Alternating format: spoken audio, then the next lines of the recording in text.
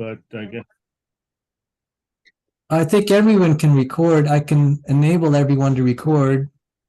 And I, Yeah, this is going to capture everything. Once Bob enabled recording, everything will be seen. He's the host. okay. So Okay, yeah. I actually, it's nice that I can kind of visualize and really think, because it actually forces me to think. So Brian he's sending off a red signal, and that's why I color coded it with red. And Alfred is selling, in the book it says white, but I made it yellow just so you could see it. And so he's transmitting 6 minutes. And then Brian then is, as he receives it, he'll transmit every 9 minutes. And then David will receive both signals every 6 minutes. And then I showed the reciprocal relationship where Brian's reception time divided by Alfred's transmission, you get 3/2, and then there's the reciprocal relationship there. So the tricky part. Well, go ahead. That's the way I read that. I tried to just read it off the text. Now, he gives a scenario, Bondi gives a scenario, and I had to correct the diagram where he said, okay, now let's assume Brian is transmitting every 6 minutes. And then that would mean that Alfred receives every 9 minutes. And this number is wrong. That should be 4 something. I got the number 6 minutes, and then Brian transmits every 6 minutes. I'm sorry, that's supposed to be 6 minutes. And David will receive every 4. So I need to correct that. That's a little mistake there. So then that's 2/3. That should be 2/3. I'm sorry. Is that 2/3? 2/3.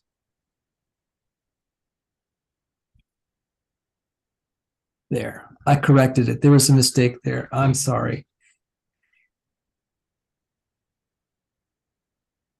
So, because he says here on page 79, had Brian flashed his light every 6 minutes, the flashes would have arrived at David at 4-minute intervals.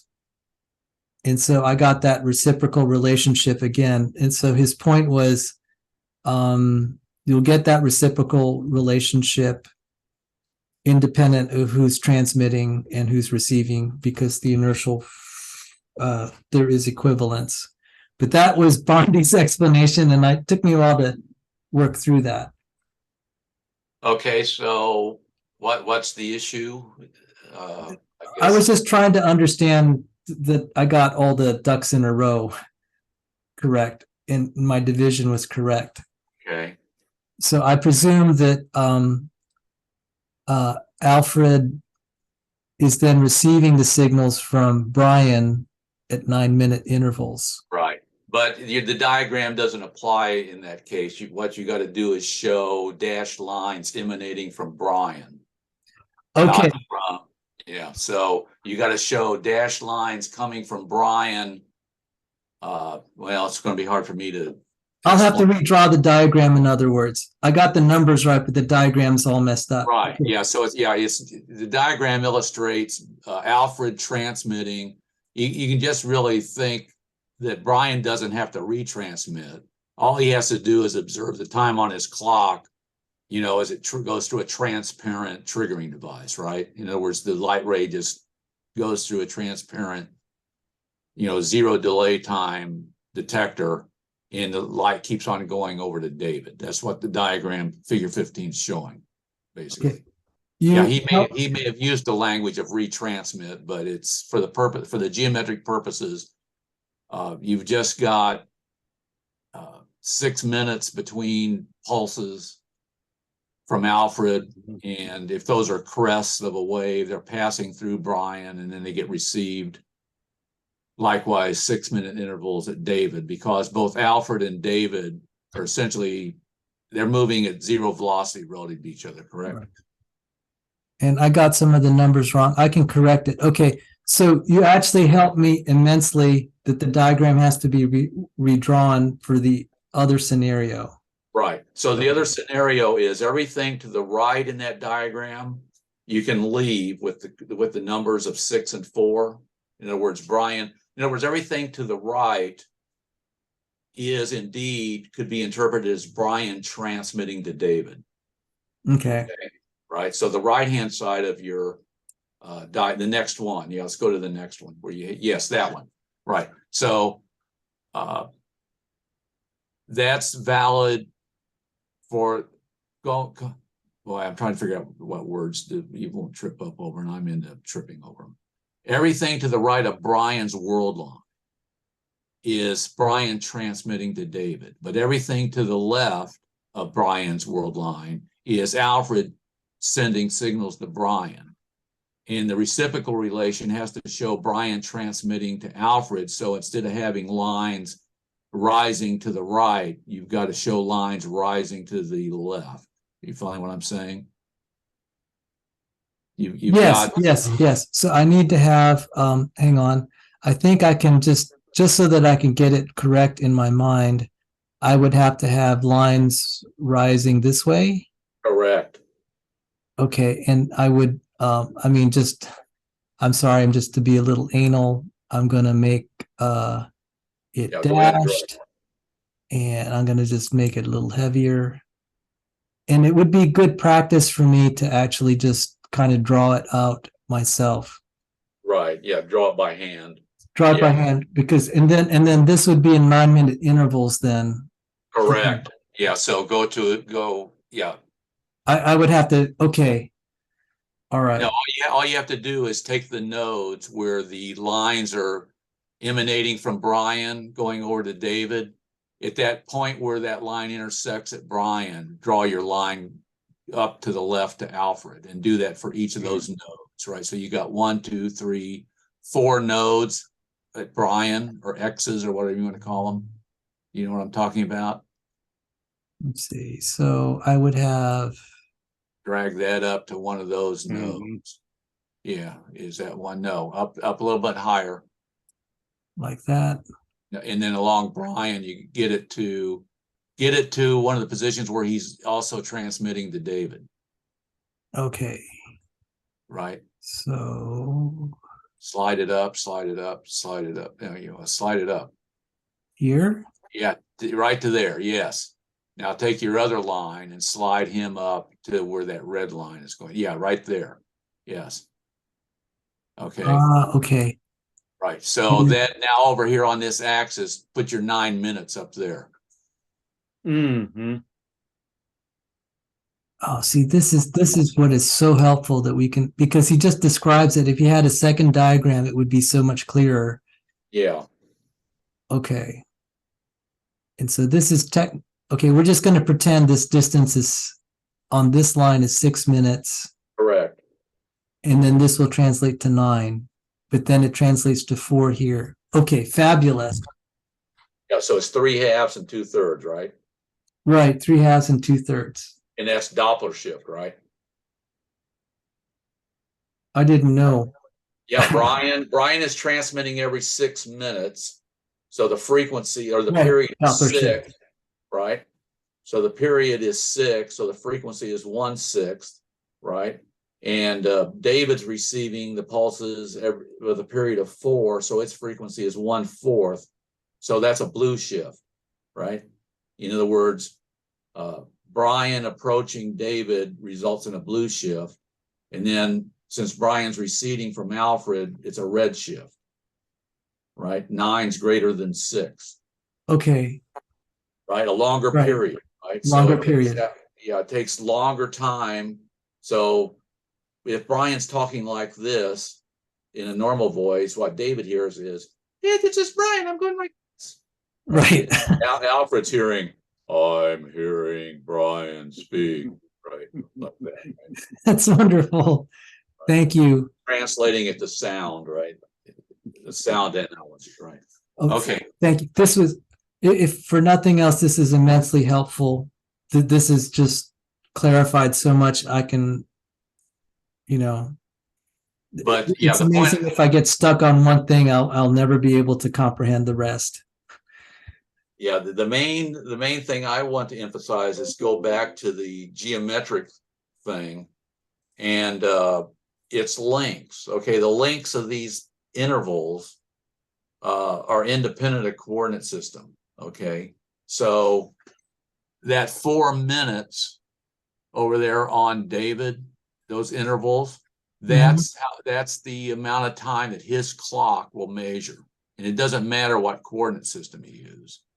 And you're marking off events, which are the interval. This without me having the screen. I got a whiteboard here that I could use if I can switch to me. I don't Yeah, know. I'll stop. Thank you. Yeah, because I wanted to. Okay, let's see. We got to set it so that nobody when I'm speaking, you see my video. I can see you, Phil. Yeah, we can see you. Okay, I can't because you're talking. But okay. So anyway, let me try to. So I'm going to make a diagram here. This is going to address one of the. Can you see that? Does that show up? Oh, yes, yes. In fact, what you can do is there's a way you can pin your own image so you could actually see yourself too. You just kind of click your image or something and it will pin it. Oh yeah, right click it and then hit pin. Yeah. There we go. All right. Okay, let me minimize this gallery here so it's not in the way, just so that I can. There. Okay. Now let me go to gallery view to this side. What is it like this?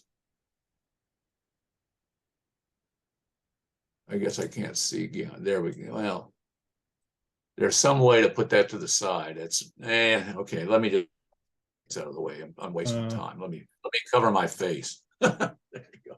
Okay. So the thing I wanted to, well, this maybe this is too mathematical. It's just like Euclidean geometry. If this is an event and this is an event, then there's a distance, space-time, what they call space-time distance, ds, between those 2 points, okay? Mm-hmm.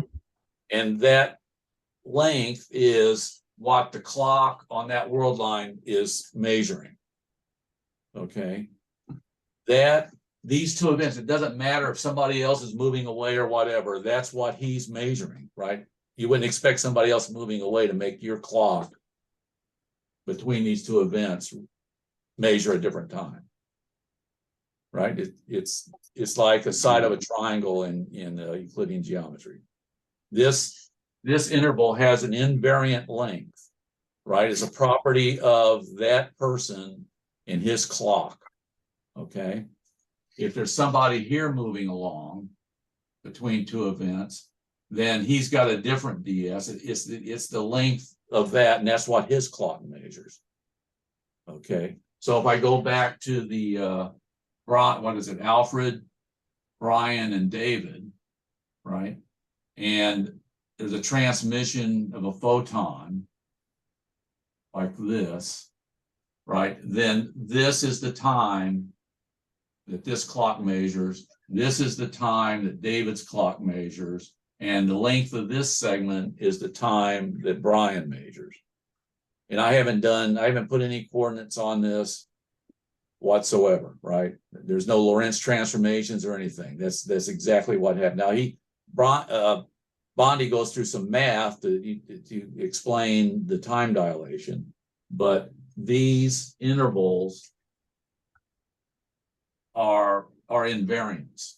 Okay. Right. Yeah. It's like in Euclidean geometry, a squared plus b squared equals c squared, right? For a right triangle. Okay. It doesn't matter how I orientate that triangle, right? Okay. I'm just talking about the lengths, right? I'm not saying that this is in this x coordinate system, so this is, it has an xy, and this has an xy, and this has an xy. And if they're not aligned with the axes, you know, the Y here is going to be bigger than the Y there, right? The X there is bigger than the X there, and you know, so on and so forth, right? I have one thing that I'd like to refer to page. You don't have to actually turn to that page in page 73. It seems that all the time intervals are actually in the clock of the rest frame. It's Alfred's rest frame. Yes, yeah. This is Alfred's rest frame. That's the length of his world line. This is Brian's rest frame, right? He's not moving. He's always at the same place, right? To him, right? I mean, we're on the Earth. The Earth's rotating, going around the galaxy, and so on and so forth. But Sal, you're in your rest frame. I'm in my rest frame, and I'm looking at my watch. Okay. Right. And as time goes on, that's what I'm looking at. That's my clock rate. So, If I may, I'm sorry, Dr. Phil. This is where I'm a little bit confused, and I don't mean to harp. It's just so I could. When it says go ahead. when it says 9 minutes, that to me looks like it's 9 minutes according to Alfred's ticks. No, it's 9 minutes. If you go back, let me open it. So it's figure 15. Okay. What page was that on again? 78? Yes. Yes. No, that diagram, that 9 minutes is Brian's clock. Okay. This is really important then. It's the length of that line. In his rest frame. Yeah, right. That's where he is. That's where he always is, right? Okay. So here's right. So I totally misunderstood that when I was reading this. Okay. So I want to thank you for clarifying that. Well, I did not realize that. Okay, so let's take somebody other than Alfred, Brian, and David. Say here's Louise L going off in that direction, right? The fact that she's going off in that direction doesn't alter the 9 minutes between those two intervals, right? Okay. Right? It's the length, because it's the length of this line. This is, let's call, you know, it's like the A, B, or C in this version of Pythagorean theorem. Mm-hmm. Yeah, I tell you, if you look at that from an analytical geometry perspective, that's where you get messed up, isn't it? Right. Yeah. I mean, who's going to do Pythagorean theorem? I mean, you can go through you can torture yourself, right? Doing the algebra, right? Let's take a triangle that's oriented along the x-axis, right? So this is A. So the x is A, right? That's the y. And then here's the length of the line, right? C. The hypotenuse, right? Okay. Okay. I could rotate each of these. And so I got 3 vertices. I could do the standard transformation. X prime equals X cosine, so on and so forth. Y prime equals that. And then go through a Pythagorean theorem. Because basically get the length of this, you apply the Pythagorean theorem. Let me erase something here. They try to make this clear.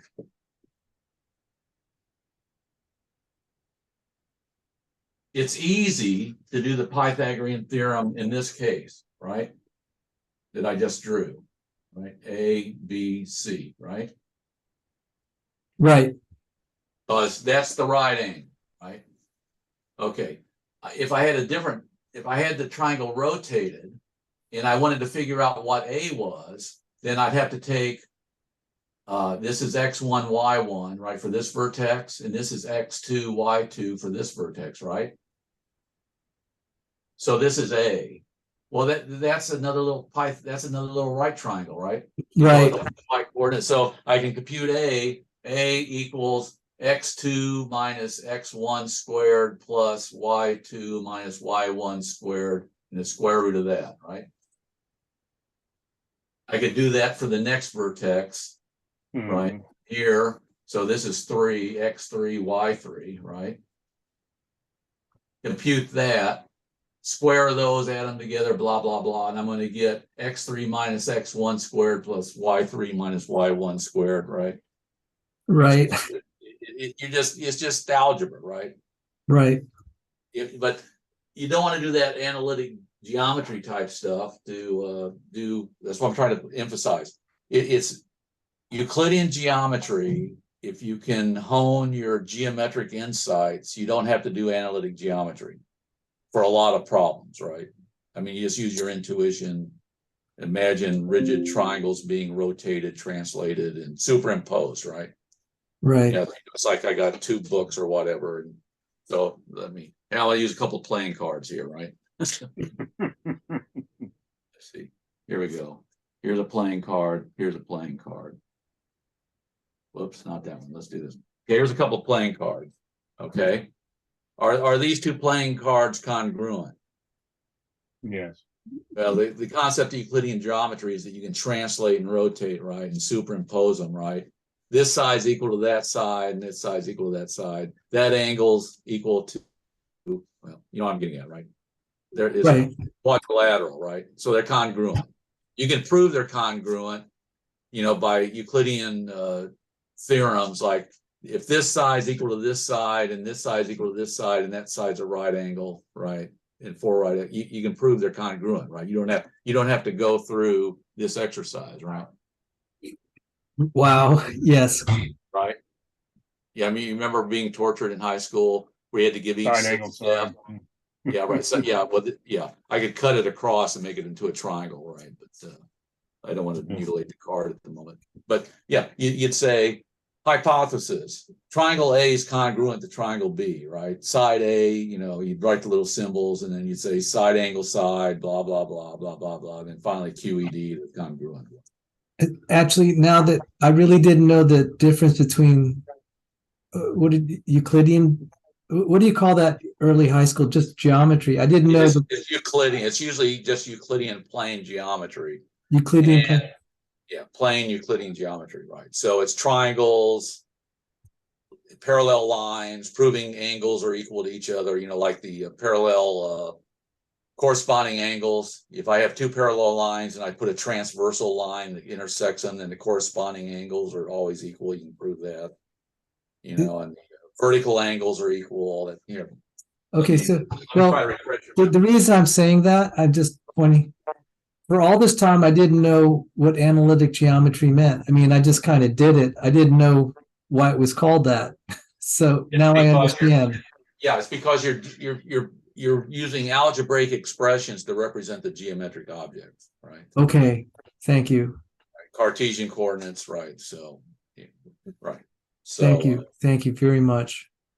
And that's what they do in special relativity. They basically put a Minkowski diagram, and they're doing analytic geometry, not in a Euclidean space, but in what's called a Minkowski or a pseudo Euclidean space, right? Because you got that minus sign, right? Right. In Euclidean space, all the eigenvalues of the directions are positive, right? And in special relativity, time gets a negative sign in front of it, right? Depending on what. So yeah. So let me see if I can use this geometric technique. It'll help you when you're thinking about examples like acceleration. That's the other mistake everybody says. They say special relativity cannot treat accelerated observers. Well, that's false. It's because they teach you Lorentz transformations. And what are Lorentz transformations? They're transformations from one inertial reference frame to another inertial reference frame, which means frames that are moving at constant velocity, right? Of course, if they're not moving at constant velocity, there's acceleration. So that's very restrictive. But the Lorentz transformation is nothing more than the symmetries of space-time.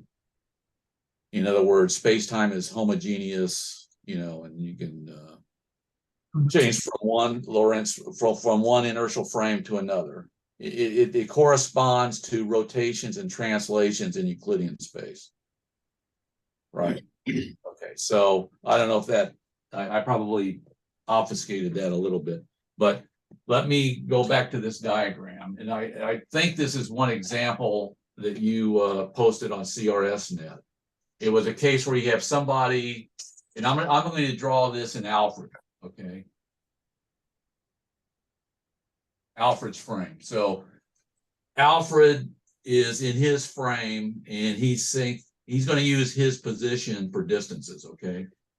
So I got two rocket men, one accelerating off like this and then coming back, and I probably can't do it, but I want one with the exact identical congruent shape. I probably can't do it. Assume that this is the exact same curve reflected, okay? Okay. All right. The point I wanted to make is in the geometry, this is identical to a curved line in Euclidean space. We use the exact same formula to integrate to get the length, you know, over little tiny intervals, integrate it to get the length of that curve, right? Right. Since this curve is congruent to that curve, whatever number I get t for what this, now remember, this is his rest frame, or this, you know, this is an accelerating observer. His clock is measuring, you know, not in this other guys, not in Alfred's, but let's call this Brian. And I'll call this Charles. So Charles has, you know, the negative V and negative acceleration, right, compared to Brian. But let me go back. I'm trying not to put a lot of math in here. I'm just trying to make the point that these intervals are what his clock measures, Brian's. And since this curve is identical to this curve, if Brian's clock registers T when he gets to here, and then Alfred's just measures little t, Charles will also measure capital T. Yes. Right? Because they're congruent. The lengths of those curves are independent of coordinates. And likewise, the length of this curve is independent of coordinates. It doesn't matter that according to Brian, it looks like Alfred is accelerating, right? You know, relative to him, right? The distance, if I look at the distance from Brian of Alfred, right? Just, you know, just kind of morph it, right? And then of course, Charles will look like he's going even further away, right? From Brian. That doesn't alter anything. Of course, the other thing is, if Brian's accelerating, even though it looks like Alfred is, quote, accelerating away from him, he's not accelerating away from him. Okay, he has kinematic acceleration, but if he had an accelerometer on it, you know, like a spring with a mass on it, the fact that Brian's accelerating away from Alfred, and it looks to Brian like Alfred is accelerating away, Brian will see that that mass is not displaced. Correct. Right? Right. So that's the other thing people get confused on. Let me give you a little, when I was still in undergraduate school, I suffered from that delusion also that, you know, that in the twin paradox, if the one guy's accelerating away, then it's symmetry, right? The guy that's on Earth looks like he's accelerating also. The key word there is looks like. One of my friends who was also taking physics, we were at a birthday party, I believe, and we were discussing it. And he said, you know, Phil, if how did he put it? He said, if suddenly that one twin turned around instantaneously, like in 1,000 Gs, he'd be smashed to a protoplasm. Right? So, you know what I'm saying? So if Brian suddenly was undergoing 1,000 Gs there, his spring on the mass would go from, you know, something like this to something like, right, right. You know, if he's a fighter pilot, he'd die because he'd pass out, right? All the blood would rush to his feet and his heart would stop, right? It'd kill him anyway. So that shows there's no symmetry, right? There's no symmetry. And we know that just by looking at the geometric properties of these curves. This is a straight line. That means it's an inertial reference, right? Straight lines are non-accelerating. They're inertial. This is non-inertial, right? Brian's non-inertial. Charles is non-inertial. But we compute the time on the clock by that standard formula. the time elapsed is equal to integral of ds from point A to point B. So if this is point A, well, I'm using bad notation now. A, and this is point B, right along this curve, right? Let's put the little curve integral there. Girl sign. That's equal to, it turns out that that's square root of 1 minus v squared of t, because he's accelerating, times dt, right? Where dt is Alfred's clock. Okay. We can use Alfred's clock to measure the length of that curve. Okay. So here's a bunch of dt's, here's a bunch of dx's. So here's some dt's and here's some dx's. And dx over dt is equal to the speed. And you just do the pseudo-Euclidean geometry, and that's what you get.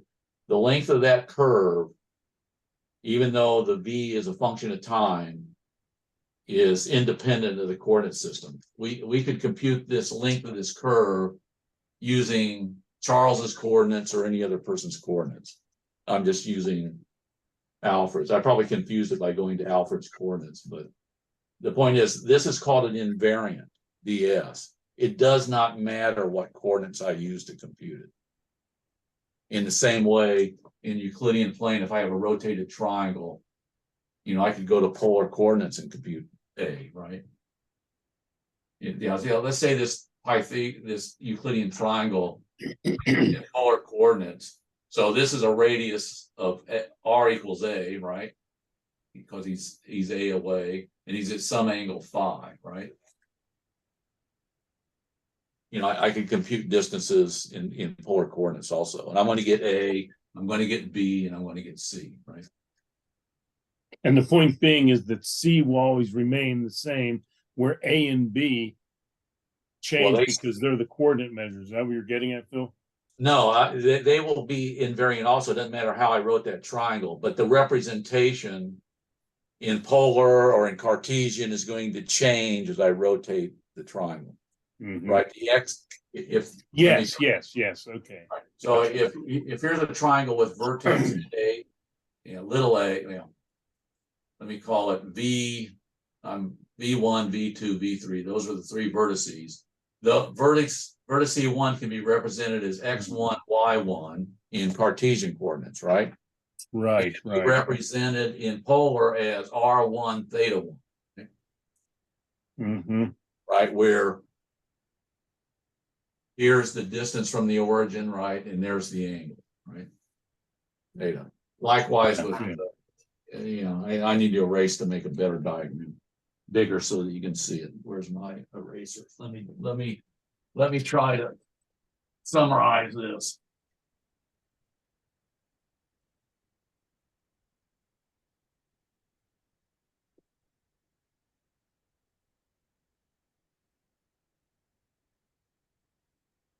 Okay, I'll try to make this a lot more clear. I won't go through excruciating detail on the map.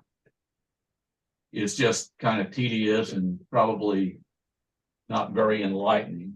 So I'm going to try to draw this more clearly. So here is a Euclidean. Let me put it out here so I can do some good. And I'll call this capital A, capital B, capitals for links, and a little a, a little b, and a little c for the vertices, okay? So in polar coordinates, there would be an r sub a, right? Distance, right? There would be an r sub b, right? And there would be an r sub c, right? Right. There'd be a theta sub a theta sub b, right? And then there'd also be a theta sub c, right? Right. And so I could say in polar, the coordinates of A are RA theta A, right? B equals RB theta B, and C equals RC theta C. Okay. Mm-hmm. Mm-hmm. And in Cartesian, this is going to be an X sub A, Y sub A, right? X sub B, Y sub B, right? And X sub C, Y sub C, right? So that corresponds to, I'm not going to use an equal sign, right? Because the numbers are not equal. X sub A, Y sub A, X sub B, Y sub B, and X sub C, Y sub C, right? So in invariant modern, actually, it's actually not quite so modern, A, B, and C are the points. Right? They are the geometric objects. They are points in a plane, this plane that I've drawn here. Right? I've arbitrarily put an X, Y here, right? And an origin, right? Which allowed me to specify these coordinates, right? Right. But these are the coordinates of the points, and they look different. We got to do coordinate transformations to transform between those. But regardless of what coordinate system I use, if I compute the length, I'm going to get length of AB equals A, right? Length of BC equals B, and length of little a, little c equals C. Can you see that down there? Mm-hmm. So the lengths are always going to be capital A, capital B, capital C. It doesn't matter. It doesn't matter whether I tortured myself doing that or, torture myself doing it that way. Okay, so. Gotcha. All right. And so that'll ultimately get us into this whole issue about coordinate transforms and tensors and all that stuff, which in the modern viewpoint it's necessary if you're doing, well, I don't even want to say it's necessary if you're doing experiments, because you set up your coordinate system. But a lot of the relativity books, that's what they're basically going over Lorentz transformations. Okay, here's X prime equals, gamma times X minus VT, and T prime equals gamma, all that stuff, right? That's kind of how I learned it, painfully. Yeah, well, that's useful, but I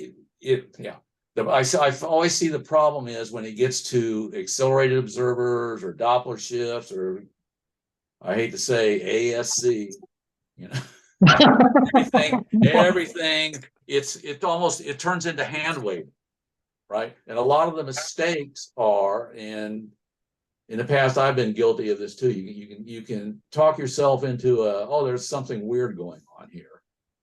And it's because you're just using terms and you're not paying attention to which frame of reference you're in or whatever, right? So you get confused, which is why these invariant geometric diagrams, which hopefully we can go over more in future sessions. Yes.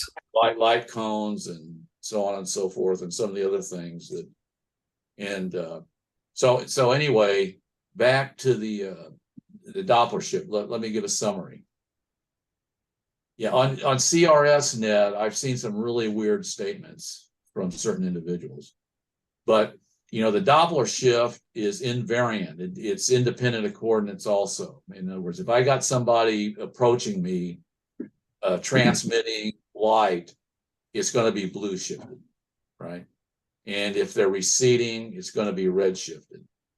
And the thing with ASC is they equivocate. They say, well, I've changed the speed of light. Well, no, they haven't changed the speed of light. It's sort of like maybe what I almost confused things with when I said from Brian's point of view, it looks like Alfred is accelerating away, right?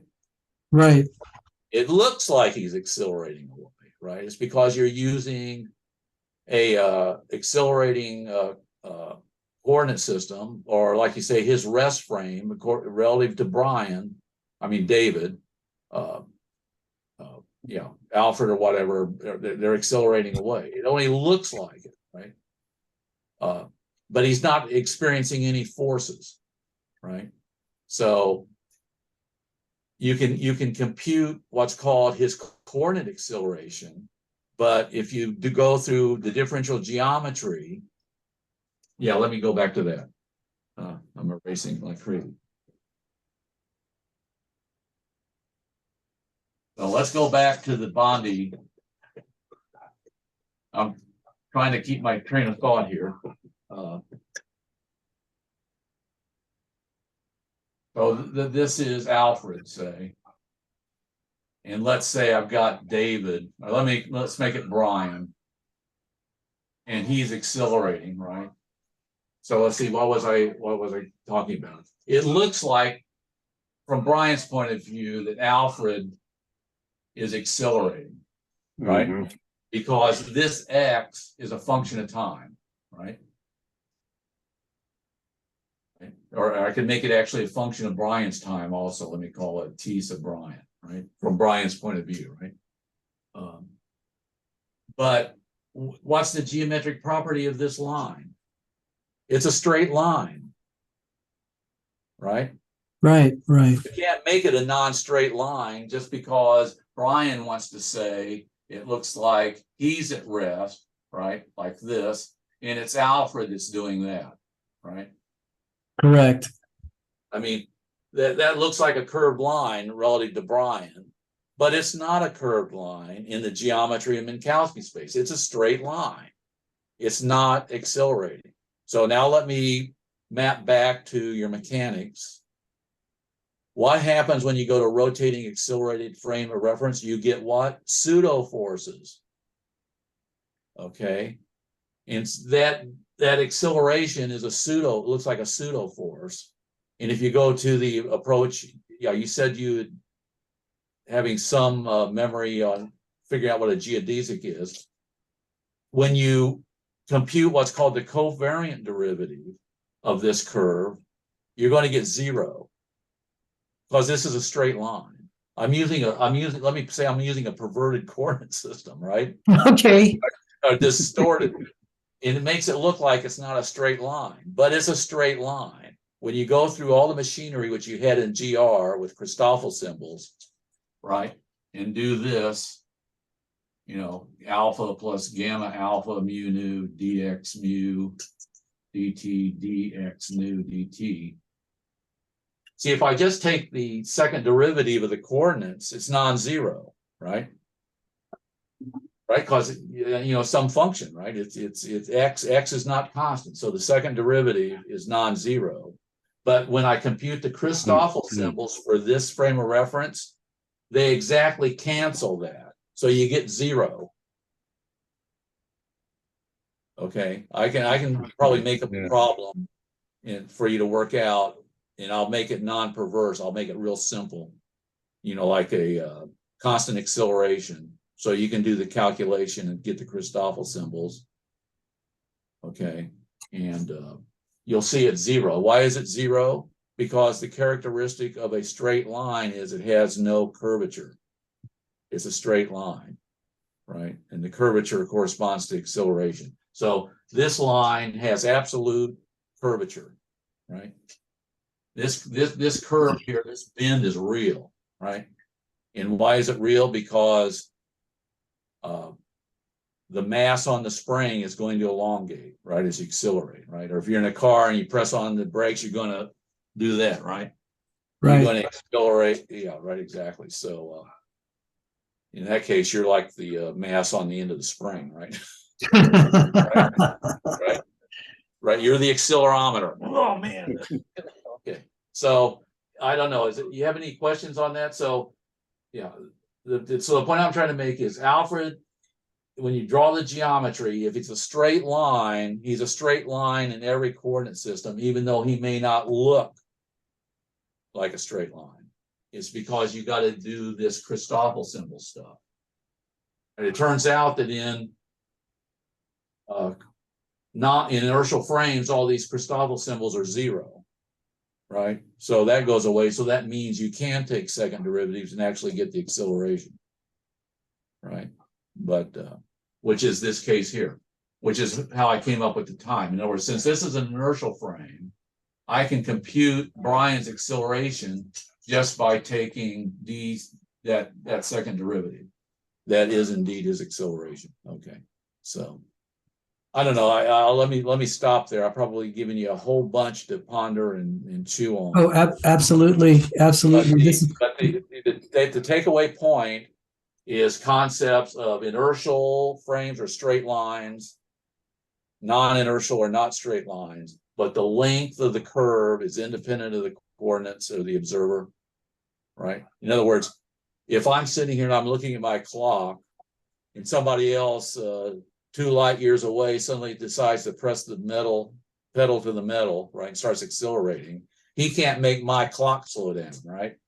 Okay, I have one. Yeah. This is a good stopping point. I do have one question. Sure, go ahead. So, I'm going to share my screen, and thank you so Okay. much for your time. So first, I'm going to remove my pen so I could actually. Okay, so Let me undo my pen, I guess. What do I got to do here? All right, I see it. all right, so in Brian's clock, it's 9 minutes, Right. and The length. then Yeah. I'm sorry, and I have all the numbers messed up here. It's supposed to be six. It's supposed to be a 6 here. Sorry. And then it's 6 minutes in Alfred's clock. Right, and it's also 6 minutes in David. Now, let me interject briefly here. Since I talked about Euclidean geometry or geometric invariant concepts, those dashed lines are parallel, right? Yes. And Alfred and David's lines are parallel, correct? Alfred and David. yes, because they're going straight. Yep, straight up. Exactly. Right. There's So therefore, the 6 minutes on Alfred has to be congruent to that interval on David's. It's got to be 6 minutes. right. Right. Very good. Right. If I may ask, how would I actually figure out how fast Brian is moving relative to Alfred in Alfred's frame? Use the time dilation formula, right?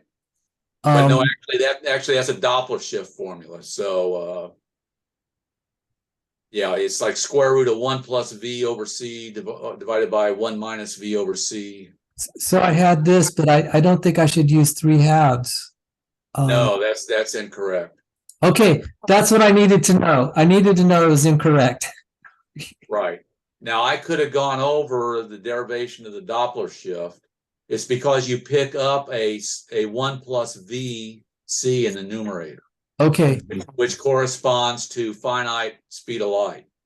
All right. I can all I needed to know that I was wrong, and we can do that next time to correct that. So right. that being said, Dr. Phil, this was such a good lesson. On my academic channel, this is what that I show, just kind of walking through this.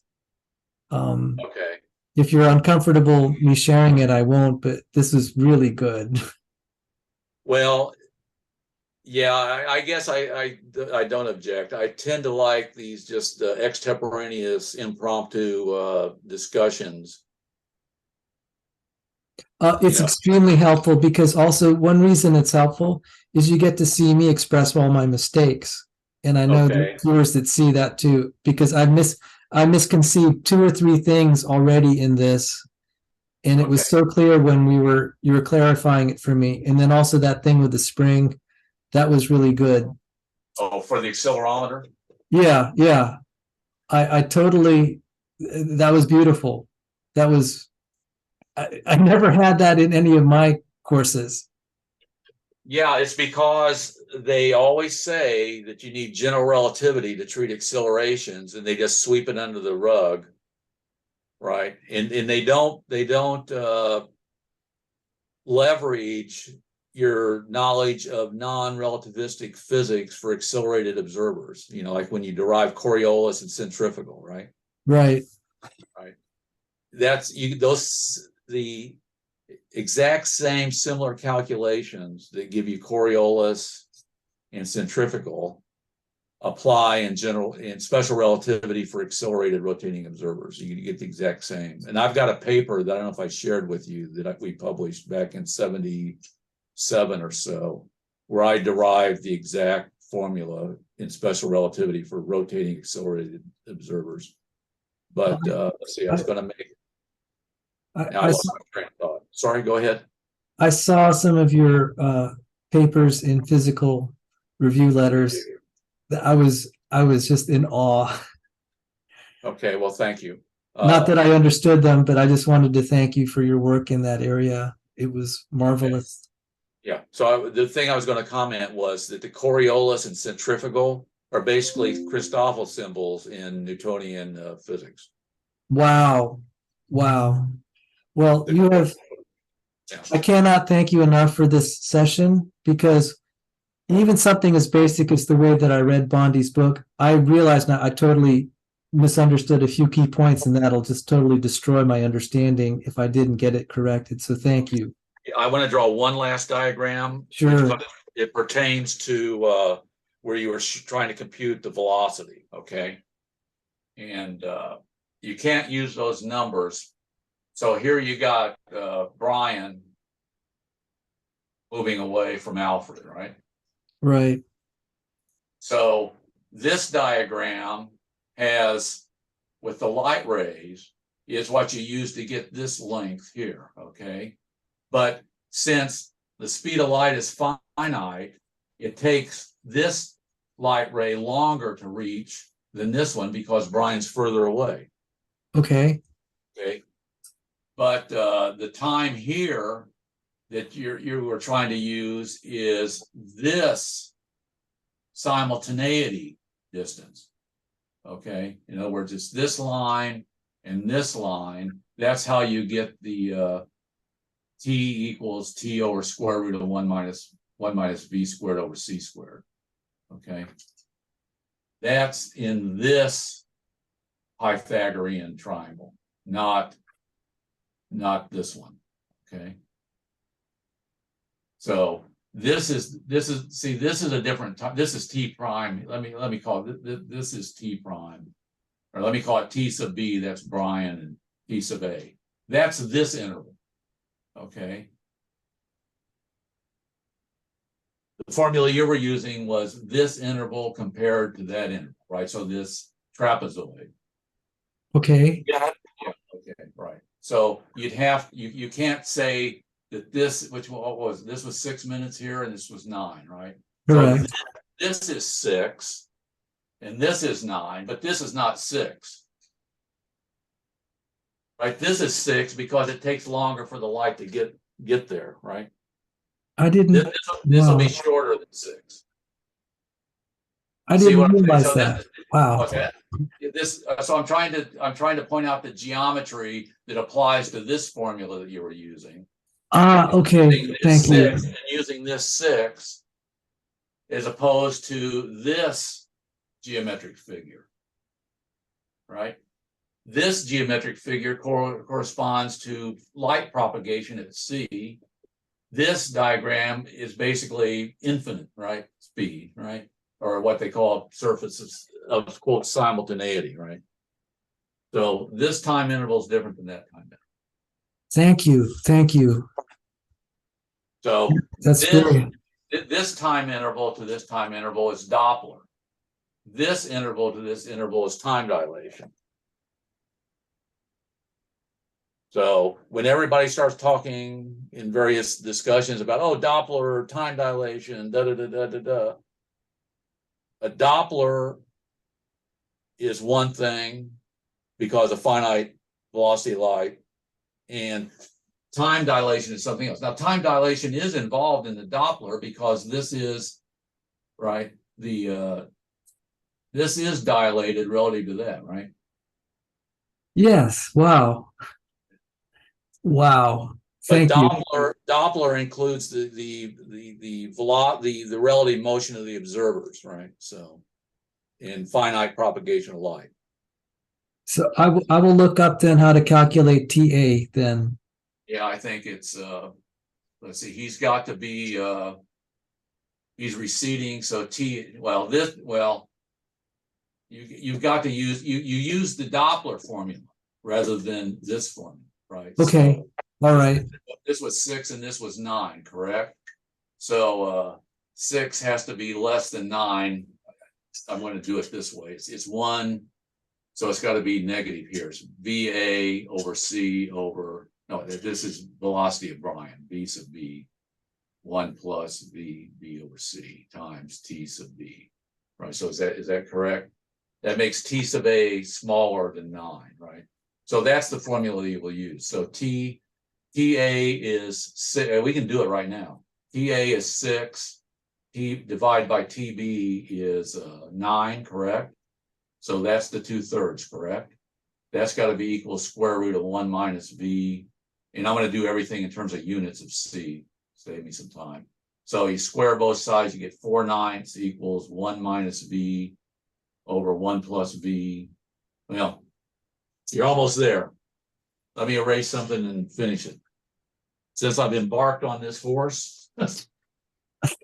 Thank you. It's marvelous to watch. Okay, so it's 4/9 equals 1 minus V over 1 plus V. So 4/9, 1 plus V. Keep me honest here. In my old age, I tend to make mistakes. So I get 4/9, take the 1, move it to the other side and get -1. 4/9 V, move it to the other side. I did this wrong way. So it's minus V minus 4/9 V, right? That's what, 13/9 minus 13/9 V, right? I think I did that right. So it looks like it's going to be minus 5/9 equals minus 13/9 V. So I get V equals 5 over 13. If I did the arithmetic right, times the speed of light. So he's moving 5/13 Equals 5/13. Okay. Thank you. We can double check that later. Yeah, double check it. The arithmetic could be wrong, but that's the formula. Okay. And let me give you the page number in Bondi, and then we can sign off. I think he gives the redshift. Where's his Doppler formulas? Is there an index? Yeah, let me look in the index for Doppler. 41 through 43 and 75. One was the air Doppler, not the it was the sound wave Doppler, not the Doppler of light waves. No, he gives the Doppler for light waves also. Okay.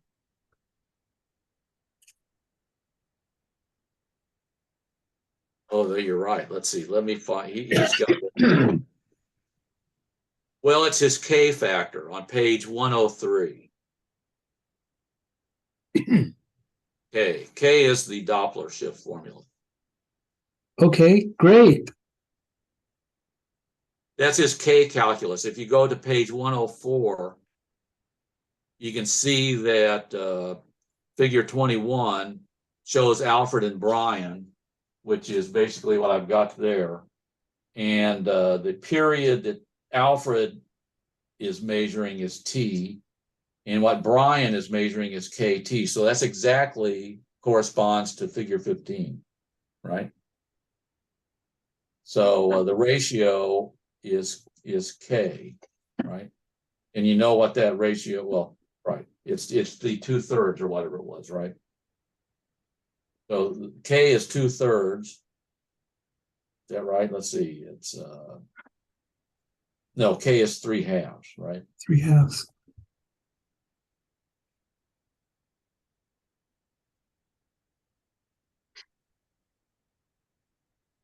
Yeah, what was it? It was 6, 6, and 9. Yeah. So yeah, KT equals 9 and T equals 6, right? So 9, 9, 6, right? So 3.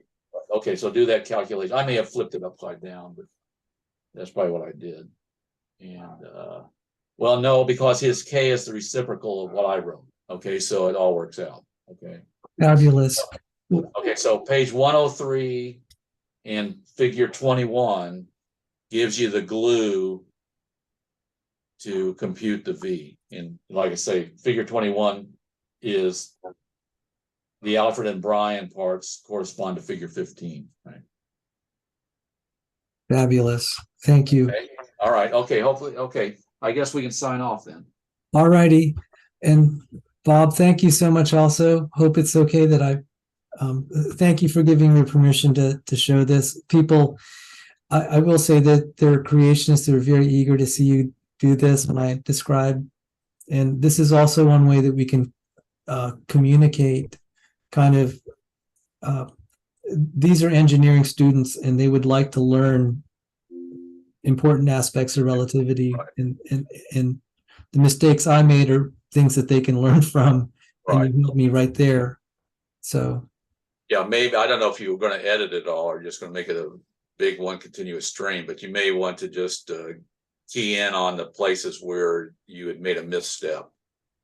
it's easier if I don't edit it, and plus it was just wonderful to watch all the math and the drawings, especially like the drawings with the, you know, the one with the spring and the accelerator, and you're saying it's not symmetric. That was beautiful.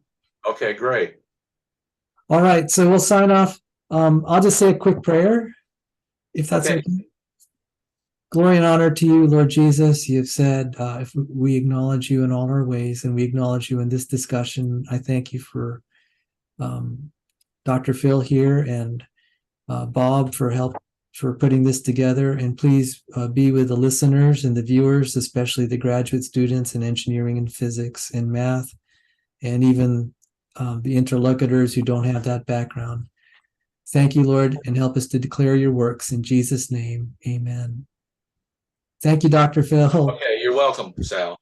All right, take care. Okay, guys. Okay, we'll see you later. See you later. Bye-bye. Bye-bye.